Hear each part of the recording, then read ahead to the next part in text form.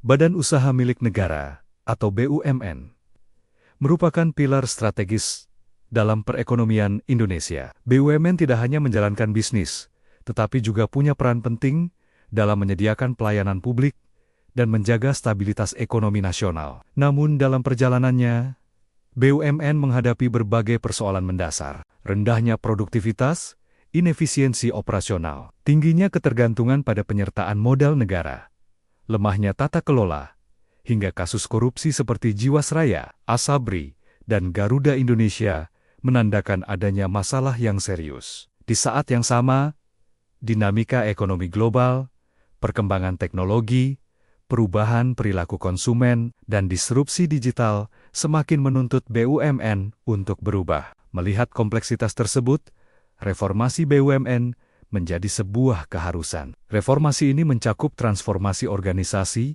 tata kelola, budaya kerja, inovasi bisnis, hingga digitalisasi.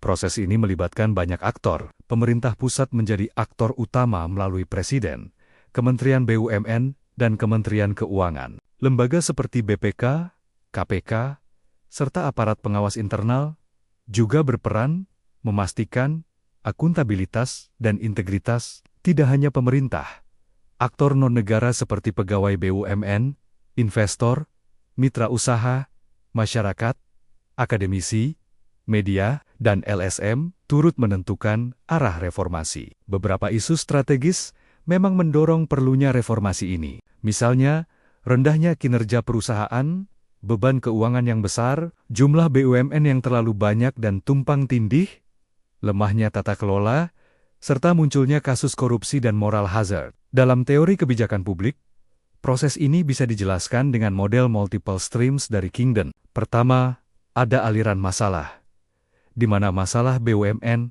teridentifikasi melalui audit, laporan keuangan, dan skandal korupsi yang menimbulkan persepsi darurat. Kedua, ada aliran kebijakan yang berisi usulan solusi seperti restrukturisasi, efisiensi, transformasi digital, dan penguatan tata kelola. Ketiga, aliran politik yang memperlihatkan adanya dukungan kuat dari Presiden, DPR, serta opini publik terhadap reformasi BUMN.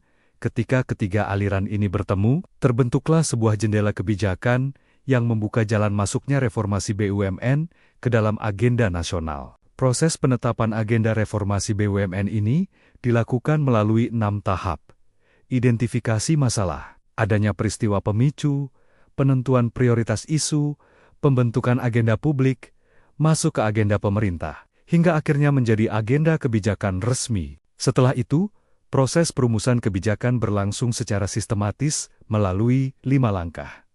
Perencanaan, formulasi strategi, adopsi melalui regulasi, implementasi melalui program transformasi, hingga evaluasi untuk memastikan keberlanjutan reformasi. Pada akhirnya, reformasi BUMN merupakan langkah strategis untuk memperkuat ekonomi nasional dan meningkatkan kualitas pelayanan publik. Dengan reformasi yang konsisten dan berkelanjutan, BUMN dapat menjadi institusi yang profesional, sehat, berdaya saing, dan memberikan manfaat optimal bagi masyarakat Indonesia. Reformasi adalah komitmen kita bersama. Mari dukung BUMN agar menjadi lebih transparan, akuntabel, dan mampu beradaptasi dengan perubahan zaman. Terima kasih sudah menonton.